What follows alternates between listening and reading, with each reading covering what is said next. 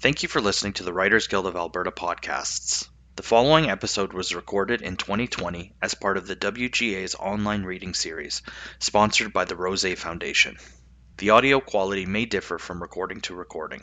We want to thank the authors and hosts for their permission to share these audio-only episodes with you, and thank the Rosé Foundation again for their generous support.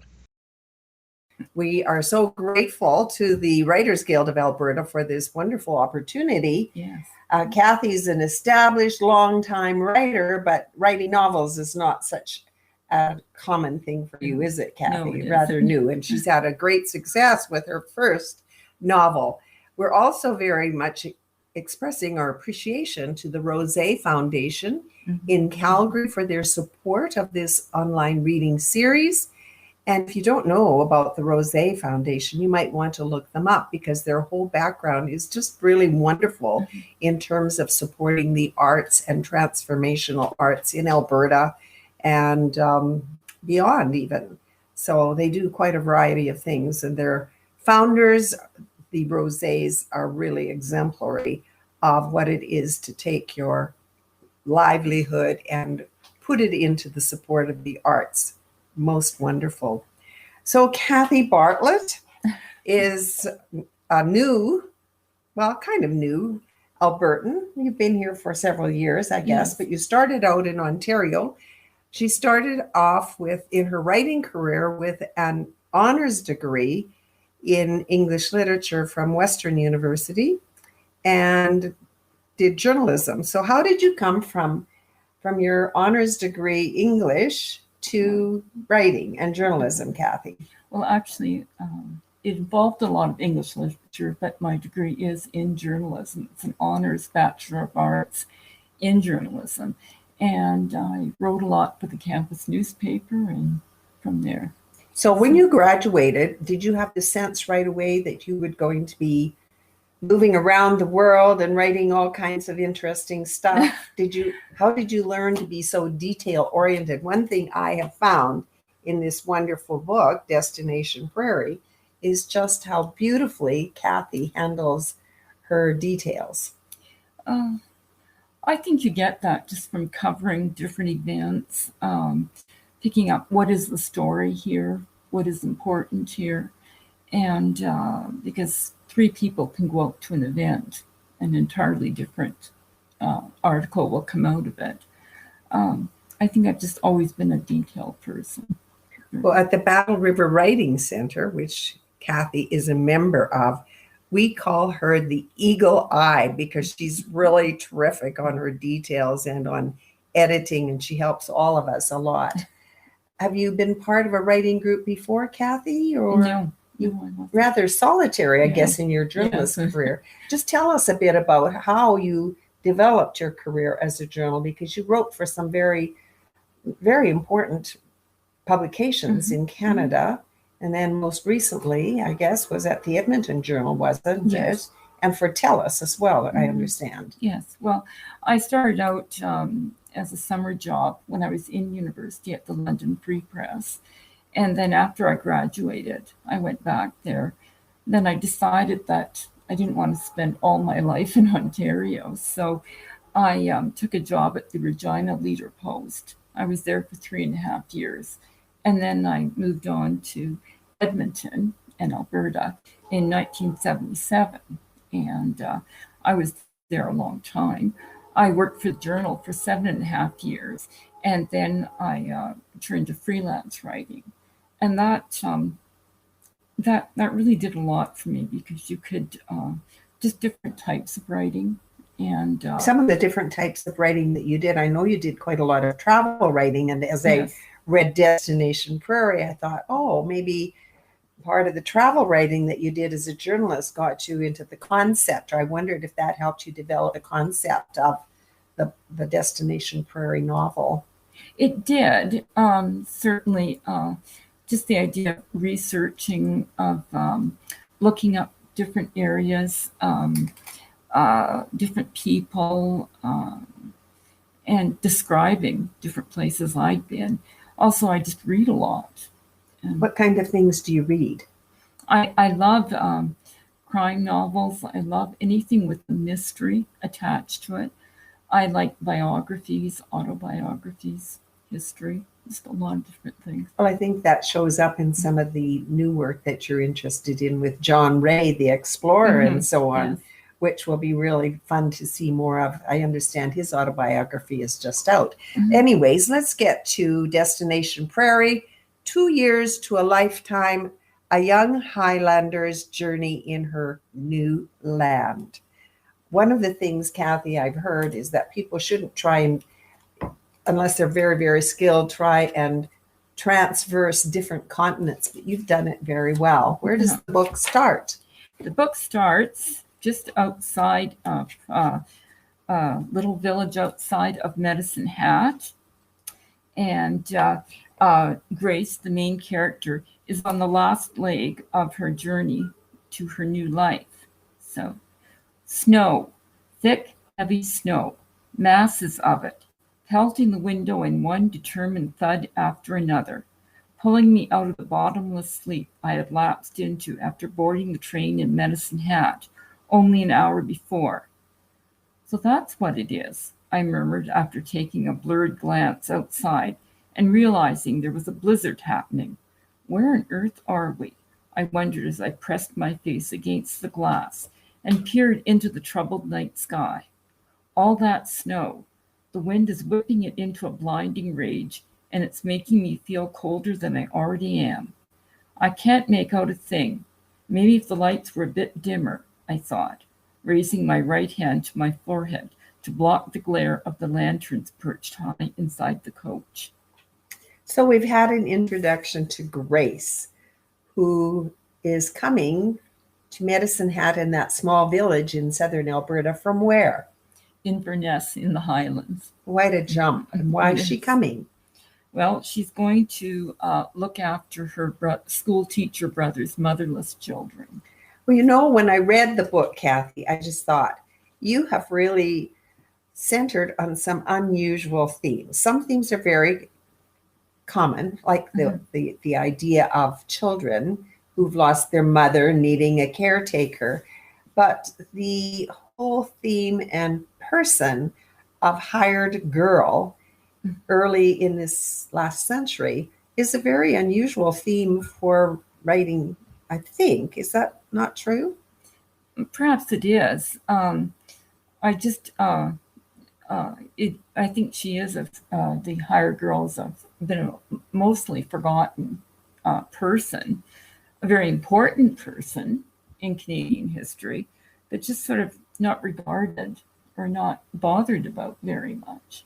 So there's really a whole field for hired girls, isn't there? I grew up rural, as you know, and I think about the hired girls that would come to our community on the farm, and somebody would be helping out with harvest, or somebody would be helping out in childbirth. Yeah. But your settings are in small towns and then eventually ending up in the city. So Yes. why did Grace come to southern Alberta from the Orkneys? Well, she came from Inverness. Inverness. Yes. Well, her brother's wife had died the previous year. And her brother, how did he get from Inverness to Medicine Hat? Well, he was a school teacher. He was injured in the Great War, so he wasn't going to be able to do physical work. He became a school teacher, but he saw an ad in the Scotsman, and it said they really needed teachers in the Canadian West. He could advance quite quickly. He figured that he could be, a larger school in a larger center within a few years. He could only dream about that in Scotland. And so he felt that he would do better in Canada. So he and his wife, and he had one small child then, they headed off. And it all happened very quickly, didn't it? Yes. From the time he made his application to Canada through an interesting route, I guess. And then next thing he was on the boat with his wife and his child, and Medicine, here they are where he settled and then had the misfortune, and then Grace was needed. Maybe you have a portion to read about why Grace came. We've mentioned already about caring for the child, but just tell us a little bit about why or how the journey seemed for her. Well, she's on the train, and the conductor has she's been asking him a few questions. He's answered them, and then he says to her, "Well, let me know if I can do anything else for you." So, I will, and thank you, I told him. Since I was almost at my destination, I gave up trying to get more sleep, deciding instead to read the newspaper a departing passenger had left on the seat across from me. As I scanned the front page, I heard a young boy across the aisle giggle and tell his mother. She has a strange way of talking. "Shush, Gregory. Have you no manners at all? That's not polite," his mother said sternly, then turned to me and smiled. "Pardon my son's impertinence. He hasn't heard too many people from Scotland. It is Scotland you're from, isn't it?" I mean, yes, it is," I replied, setting off another burst from the boy. "Gregory, that will be enough from you. Do you hear? And whereabouts in Scotland, if I may ask?" "Inverness, up in the Highlands," I answered. "And what brings you so far? Are you joining your parents?" "Not quite. My brother is meeting me at Diamond Coulee. He teaches near there." "And are you going to teach as well?" she asked. "No, I'm going to look after his children." "Ah, his wife needs some help, does she?" "As a matter of fact, his wife passed away last summer. He has 2 little girls, and it's been hard for him to manage the house and keep teaching. The neighbors have been kind, and they help when they can, but he needs someone in charge," the woman responded. "He's lucky to have you willing to come all this way." A tiny frown puckered her eyebrows. "Do you know, come to think of it, I recall your brother and his dear wife.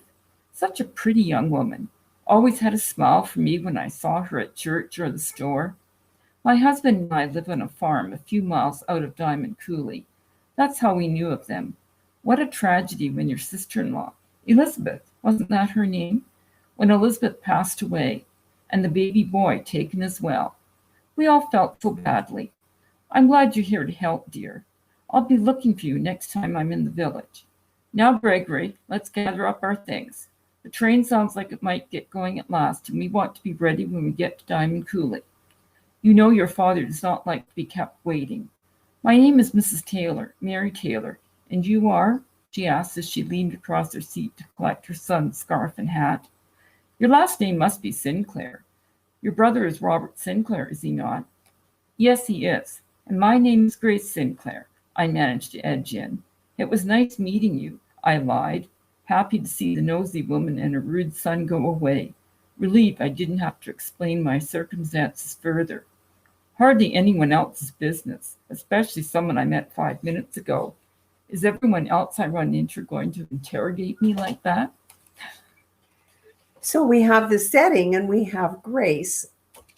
Let's hear about how you developed the story in the context. What prompted you?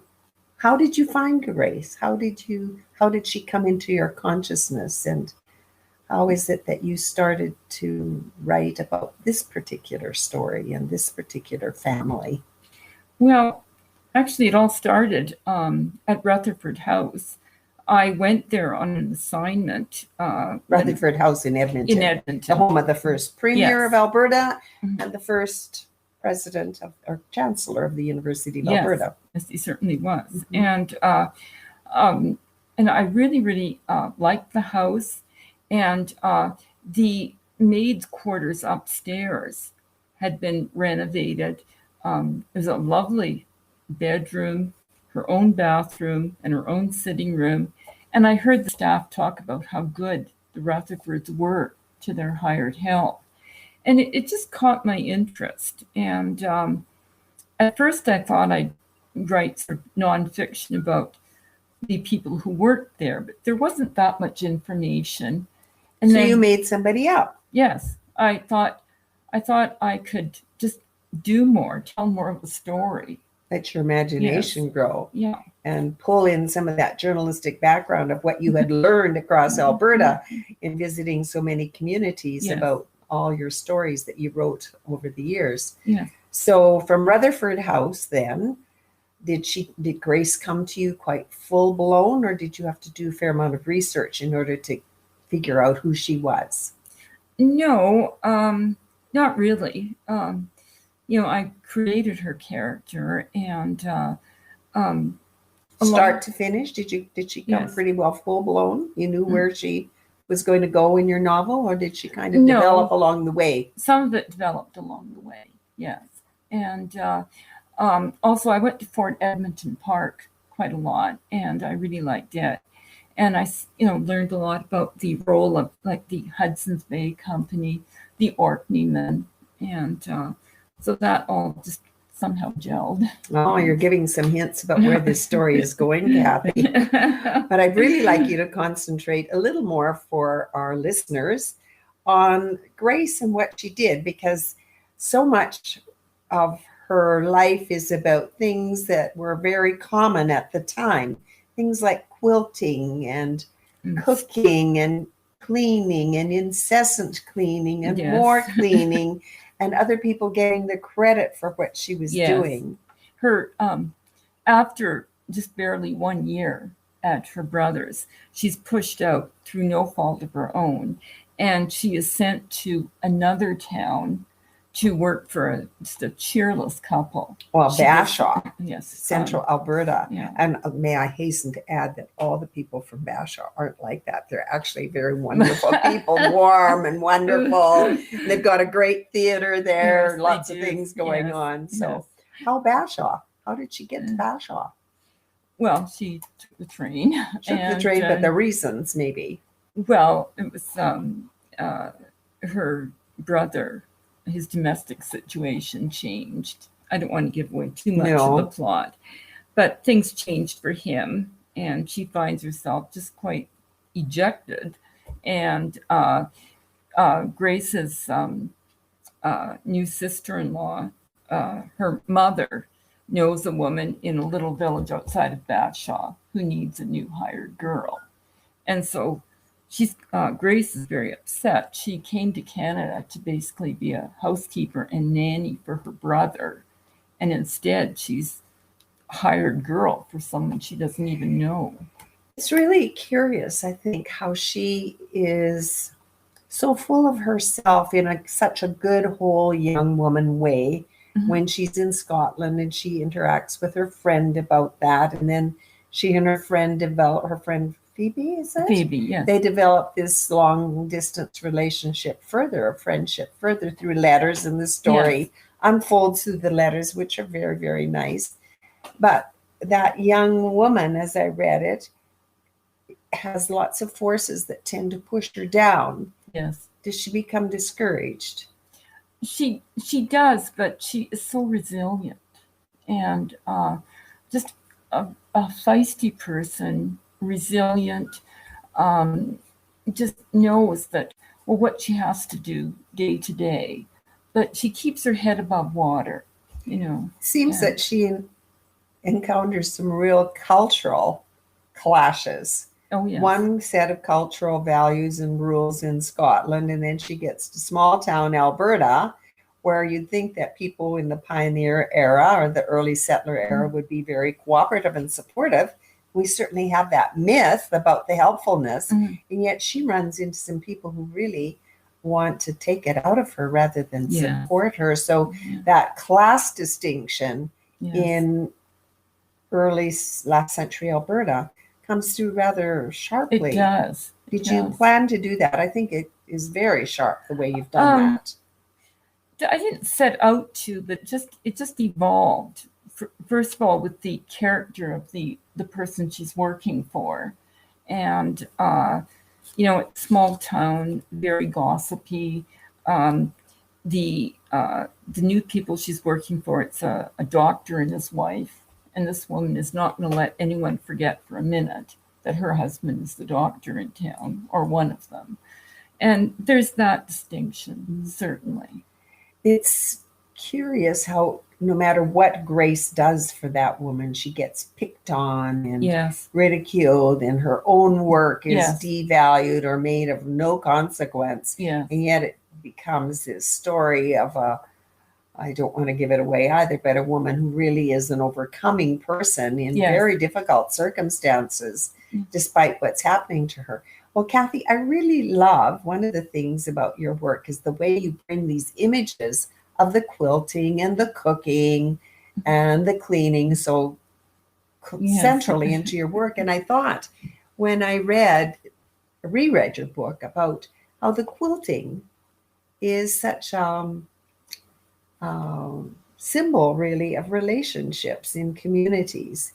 And of course, women quilted and maybe men did too, I don't know, but it was such a part of prairie settler life. Yes. And you get that sense of all the different colors in the patchwork of the print of the quilt, as well as in the relationships that she encounters. Yes, and she's a very skilled needle worker, and she loves stitching, and that's sort of where she loses herself. She can forget the day's troubles, the day's trials, and just in the things that she really enjoys, and a needle and thread really. She's threading her own life together in many ways as she is threading the pieces of the quilt and the stitchery. Yeah. And cooking too, and gardening comes into your work. Yes, gardening, and about the rhubarb and that sort of thing. What about the rhubarb? I love the part of the rhubarb. I really loved it because I love rhubarb, and I could just see those little rhubarb plants growing early in the spring, and she spots them. And again, the rhubarb, as they grow, become part of her self-growth and development and overcoming, doesn't it? Well, when she is working for the unfriendly couple, she's out pegging out the wash and then bringing it in one day, and she sees what she thinks is a rhubarb patch, and she goes over and she's really happy to see it. There was rhubarb at her brother's teacherage, and also it reminds her of in Scotland, grandmother had a rhubarb patch in her garden. So one day, one afternoon, a few weeks later, when Mrs. M was out at yet another meeting. And Mrs. M is the doctor's wife. Yes, Mrs. McDonald. The temperance women or whatever. I harvested an armful of bright red stalks, hurrying back into the house to stir the chicken stew bubbling on top of the stove. "Mind the stew doesn't burn," Mrs. M had called out as she headed off. "Add a bit more broth in an hour or so. And add it slowly so it doesn't splash over onto the floor. We just cleaned yesterday." "I cleaned yesterday" was more like it. "You sat and drank I don't know how many cups of tea because your arm was aching. The rain brought your rheumatism on, so you said. And remember, Dr. McDonald has his Masons meeting this evening, so we will have to have dinner on the table in good time."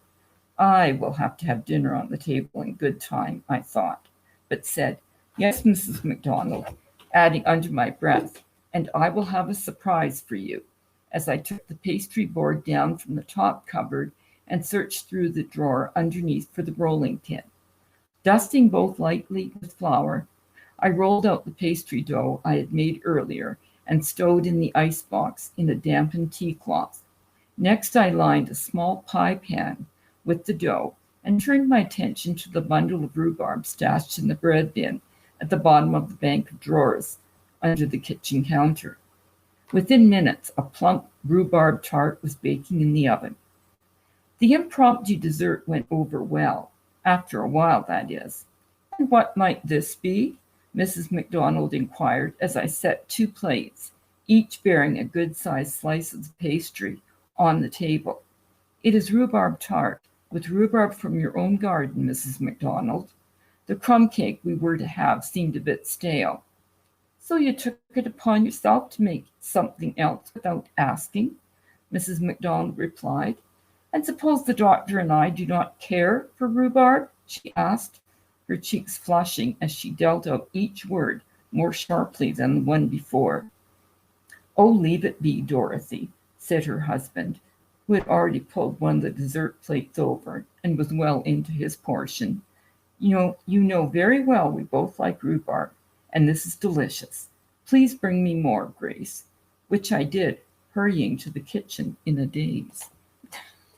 So we're just barely into the book, and we're getting a sense of who Grace is and some of her difficulties. How would you say that she moved from Bashaw then to where she's going next?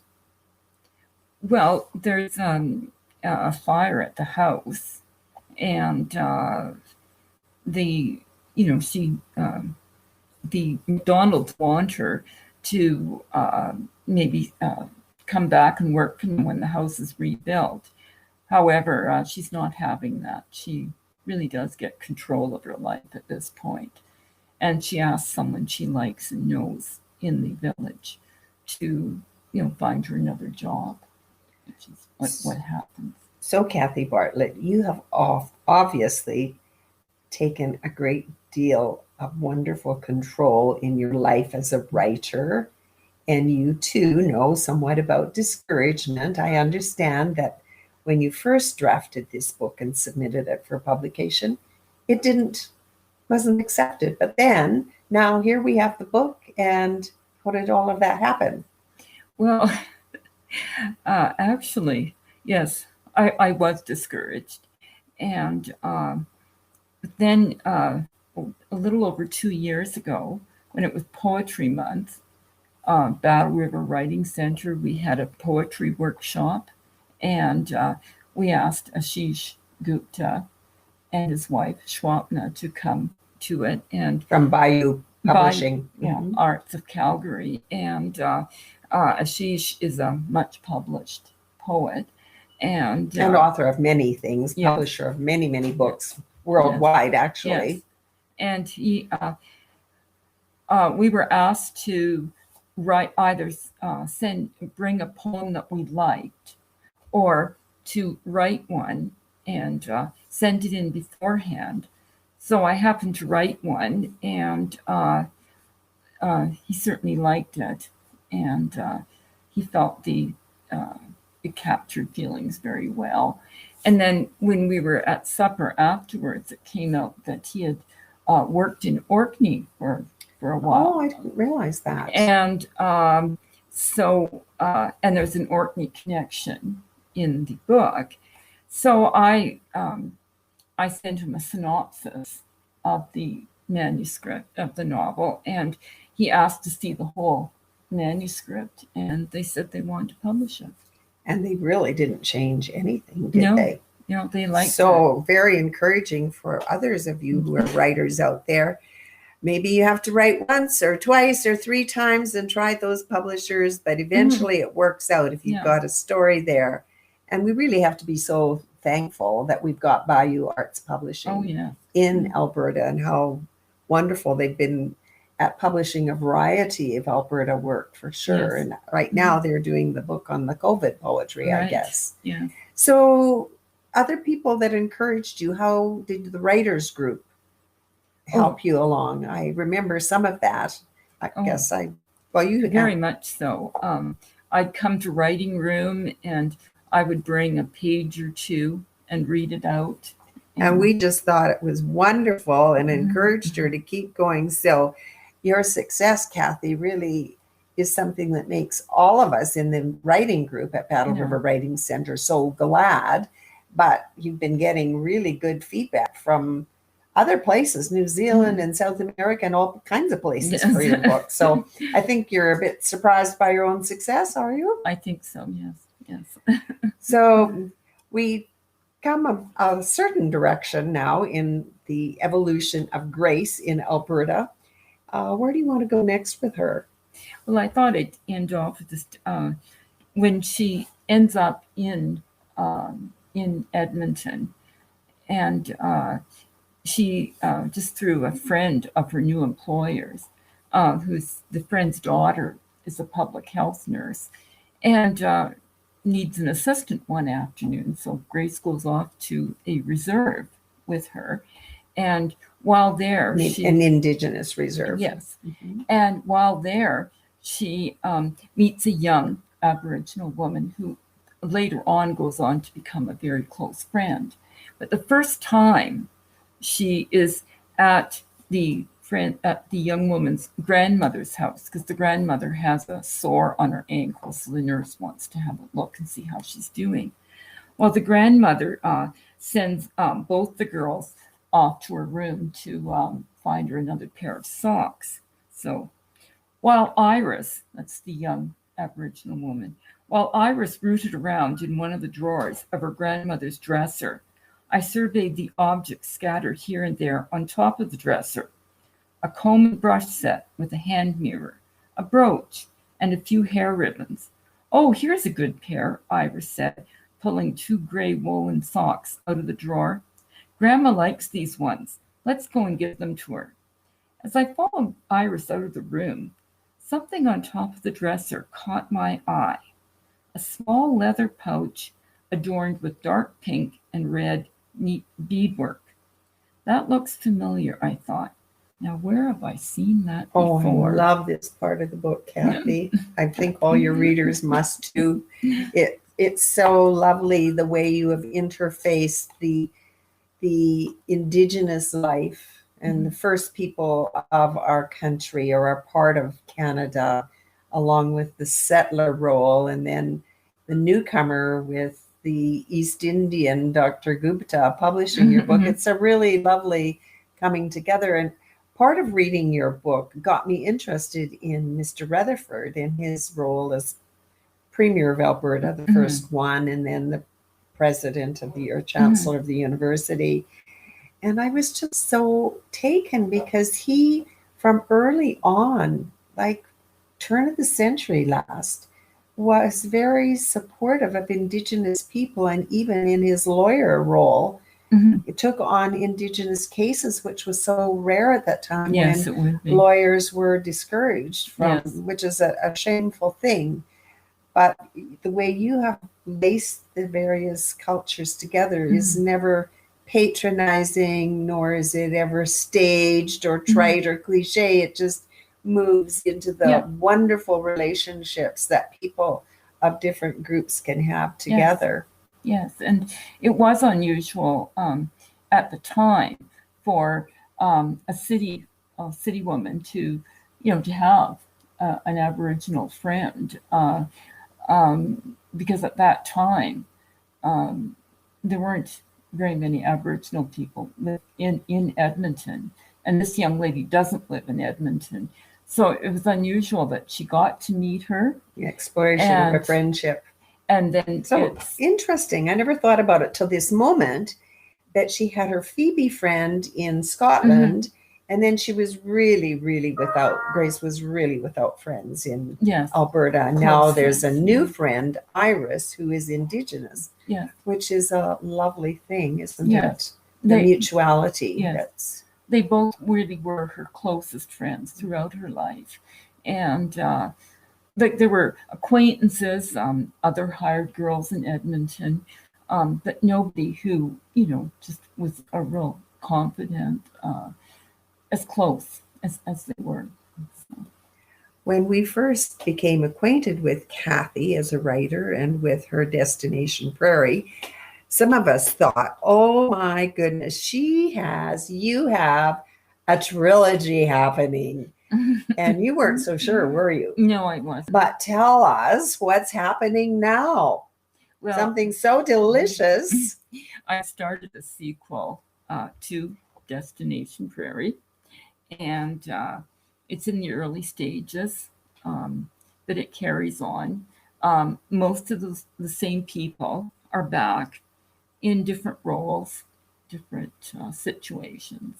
What's really very, very interesting about your first book, Cathie, because with a trilogy or with 2 books together, sometimes people will read the second or the third first. And I know that anyone reading your second or third book will want to read the first one. And really, in essence, probably without your planning it, the first book has become such a fabulous introduction to a whole rich unfolding of lives and stories and families coming together and so on. So We can learn a lot about Alberta, as well as character development, about geography, how setting plays. How do you find writing the second one now that you've had this wonderful boost and confidence from doing the first one? I'm liking it. It's a challenge to maintain it, but I am enjoying it, and it's from a different person's viewpoint. That Grace is certainly major in it, and other people from Destination Prairie. And can you find the third one already starting to be born? No, that's a little further. A little off. further away. Oh well, we'll keep prodding you. Segment. I'm sure your readers will as Oh well. yes. And you said that New Zealand, the book was appreciated there in South America. Yes. Just because you wouldn't necessarily think, maybe New Zealand, yes, being Commonwealth country, but South America, that's very rich. My youngest sister lives there. She teaches, and she lives in Colombia, and she's been there for a long time. And I don't get to see her very often. Plus, she's quite a bit younger than I am. But she, at Christmas time, I sent all my three sisters the book, and she emailed me in January to say that she really enjoyed it and that she learned so much about Canada, about Alberta at that time. And then my sister-in-law also really liked it, and she lives in Oshawa, and she requested that the regional library get it. So that's good. So we haven't talked about marketing and distribution. It's something that we could do, but we're coming to the end of our time.